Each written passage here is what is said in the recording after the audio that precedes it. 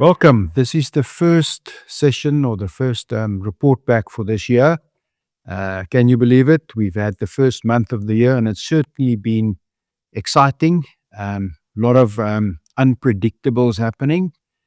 I want to take this discussion and address a few points. I'm going to talk a bit about the geopolitical environment, a bit about interest rates, exchange rate, gold and what is it telling us? What are we seeing fund managers are doing? And then just remember, it is the end of February, the end of the tax year, and I'll talk a bit about that. But let's start with the geopolitical environment. We are in a world with complete different views. And if you just look at what happened in Davos a few weeks ago, you had Mark Carney from Canada talking about a specific view of the world, and you had President Donald Trump from America talking about his view of the world. This is two complete different worlds, two different views, and the reality is the world is in change, it's in flux. But what we are seeing is that the world outside of America is starting to adapt to the world, not excluding America, but doing transactions around America. I'll give a few examples. Canada is doing trade deals with China. Europe is doing trade deals with South America. UK doing trade deals with China. So what you are seeing is the world is positioning itself to do transactions around America. And I think that is the theme that we will see going forward. The world will be adapting. Companies will be adapting. Governments will be adapting.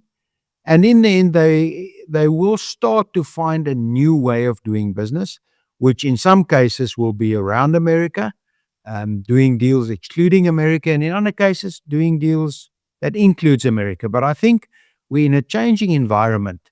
And the key is not to try to predict exactly what the outcome is going to be, but rather to make sure that you are positioned for various scenarios. And those scenarios in the end will be a world adapting to a new reality. So remember, we have later in the year, the first week of November, we have the US midterm elections. Usually what happens is the governing party loses some seats. And in this case, that could mean that the Republican Party loses control of the House of Representatives, if history is anything to go by. And that could end up in a situation where President Donald Trump is what the US refers to a lame duck president that loses the control of the House, but also a president that's not going to stand for another term again. So that is something we have to look at. Also, just back to South Africa, we will also have our municipal elections somewhere in November, December this year, or could even go January next year. So be careful as the year progresses. Political parties in South Africa will slowly move into election mode. So don't take everything literally. But secondly, remember also that we're being governed by a coalition on national level, and that could create challenges on municipal level and specifically in the big metros.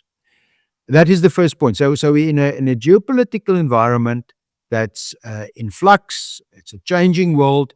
But the world is adapting. The world is adapting around America. The world is adapting, doing transactions in a way where they can do business without necessarily including America. And I think that theme will continue as the year goes on. What we also know is there's two vastly different views of the world and where the world's going, but time will tell where it ends up. We had interest rate decisions from the US and from South Africa.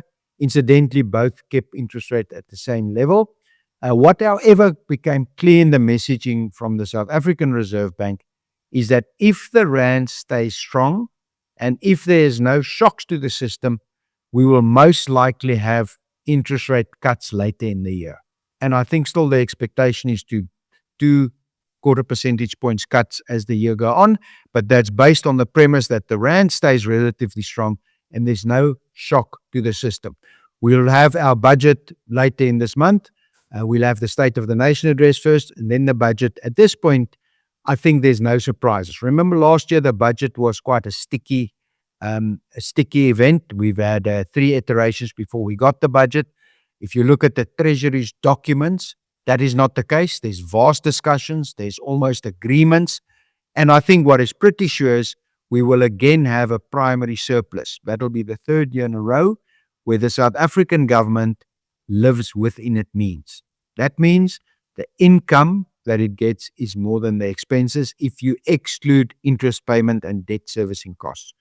Now, a primary surplus is obviously required in the long term to start to bring down your debt, which I think we will again get. We're getting a lot of questions about the exchange rate and the future of the dollar. Let's just first look at the last 13 months. And why I say 13 months, I think it's too early to talk only about the beginning of this year. So let's take it back to the beginning of 2025.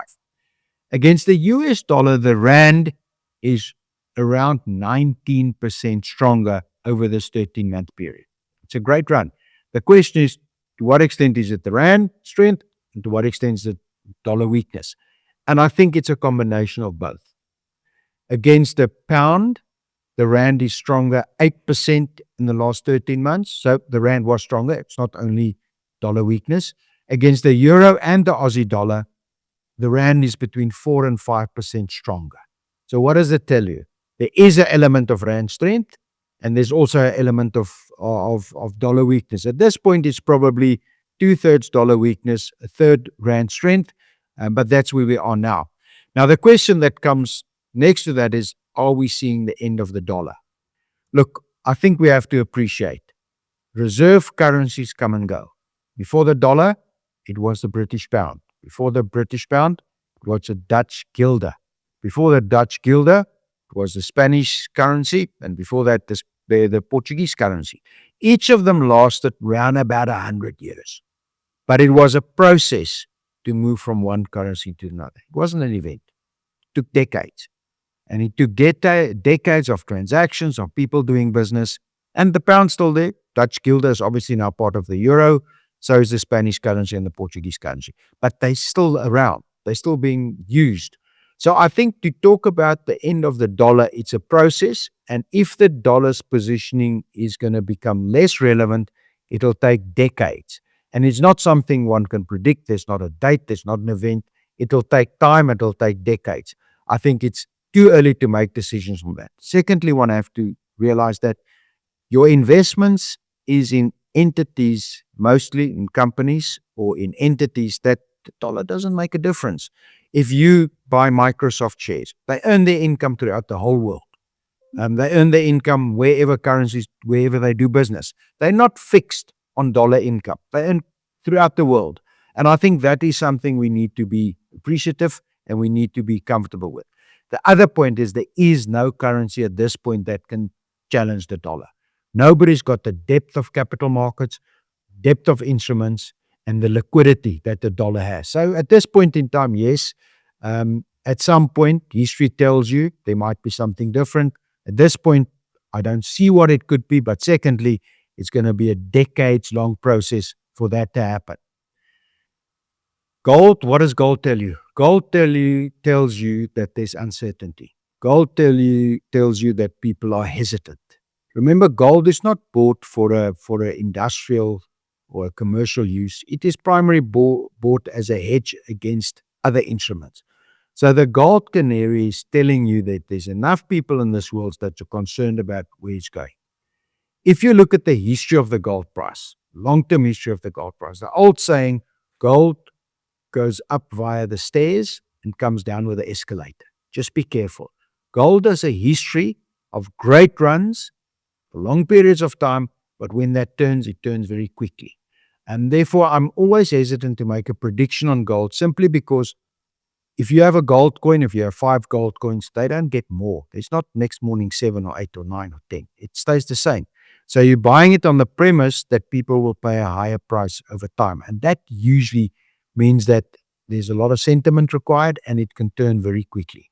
So I'm very hesitant to express a view on gold, bar for the fact that it shows you there's uncertainty about where currencies is going and where the future of the world is going. However, what's very interesting is what is fund managers and asset managers doing in South Africa. For me, there's a few interesting points. I think the first thing is they are currently overweight in equities, which is interesting. But now the dynamic really gets interesting. The equities are they are slowly selling down commodity stocks. And just to put that in picture, um, for the last 12 months, commodities is up. Commodity shares as a sector in the JSE is up by more than 150%. Financials or industrials is up by less than that. Uh, Industrials up by 10-15%. Banks and financials up by 20-25%. So there's a major difference in our market. And what we are seeing is more and more asset managers are selling out of commodities into the rest of the market where they believe there's more value. Internationally, there's some asset managers that you are seeing are selling out of the IT stocks or the AI stocks and rather buy the rest of the market. Again, that's repositioning. And that's why, from a principal point, you have to have a balanced portfolio so that you don't have to predict a certain outcome. That's too difficult to get right. And what if you get it wrong? Rather build your portfolio to sustain various outcomes. And that's the way that we position and that we monitor the underlying assets. We're not predicting a single outcome.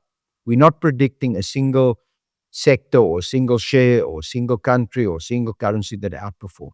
We take the view that we cannot predict the future, but we need a portfolio that's robust enough for whatever the future holds, we can achieve the targeted return. Now, lastly, February is the end of the tax year. So make sure you talk to your wealth manager and make sure that you use the various avenues that the tax authorities provide us to assist us in our financial planning. And yeah, I'm specifically talking to retirement annuities, tax-free savings accounts. Use those instruments. In the long run, it is to your benefit. So talk to your financial advisor or talk to your wealth manager and make sure that decisions are also made and they're made to the optimum. And that's it. Can you believe it? We at the end of January. We in February, and I wish you all the best. And I hope this year is a year where we achieve our outcomes, and where we unfortunately will have to live with volatility, with uncertainty, but be sure that we structure the portfolios based around the world we're in. And we're comfortable that although it could be volatile, although there could be capital events, although there could be surprises, the portfolios are structured in a way where you are properly diversified, taking cognizance of all these various variables that we cannot predict. So all the best. I hope you have a lovely year. We talk again.